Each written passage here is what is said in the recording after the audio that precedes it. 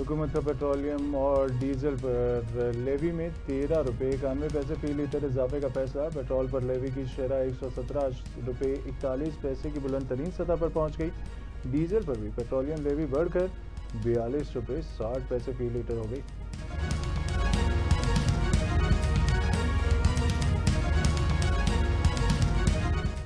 انگو میں فتنہ الخوارج کے 100 سے زائد دہشت گردوں کی دراندازی کی کوشش ناکام۔ پولیس اور سی ٹی ڈی کا مشترکہ آپریشن اسکول اور پہاڑی علاقے کو کلیئر کرا دیا گیا۔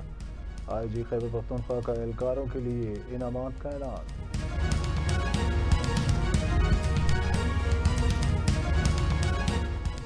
امریکہ ایران مذاکرات کا اسلام آباد میں بحالی کا امکان۔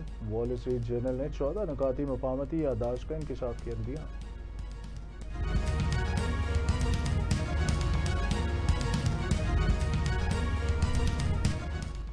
ایران کو ہتھیاروں کی فراہمی میں مدد کا الزام۔ امریکہ نے چین اور ہانگ کانگ کے نیٹ ورک سمیت 10 افراد اور کمپنیوں پر نئی پابندیاں عائد کر دیں۔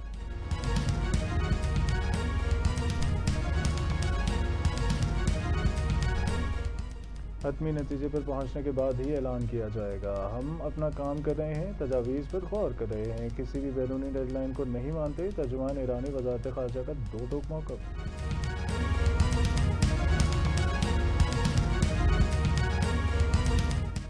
ایران سے مذاکرات ناکام ہونے پر پروجیکٹ فریڈم پلس شروع کرنے کا اعلان۔ امریکی صدر ڈونلڈ ٹرمپ کا ابنائے ہرمز میں نئے آپریشن کی وارننگ۔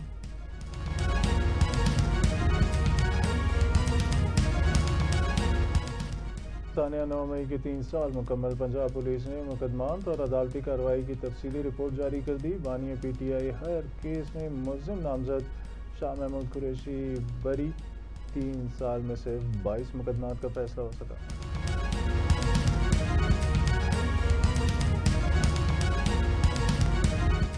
مارکہ حق کی کامیابی کا 1 سال مکمل ہونے پر بلوچستان میں ریلیاں۔ شہریوں نے افواج پاکستان کی قربانیوں کو زبردست خراج تحسین پیش کر دیا۔ فیلڈ مارشل سعید عاصم منیر کی قیادت پر مکمل اعتماد کا اظہار۔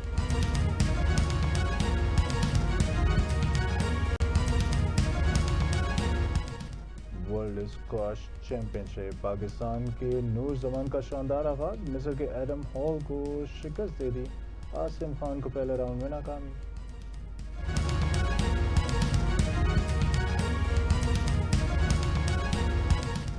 اور اظہر علی اب اسکاٹش ٹیم کی رہنمائی کریں گے۔ کرکٹ اسکاٹ لینڈ نے آئی سی سی لیگ 2 اور دورہ نیپال کے لیے سابق پاکستانی کپتان کی خدمات حاصل کریں۔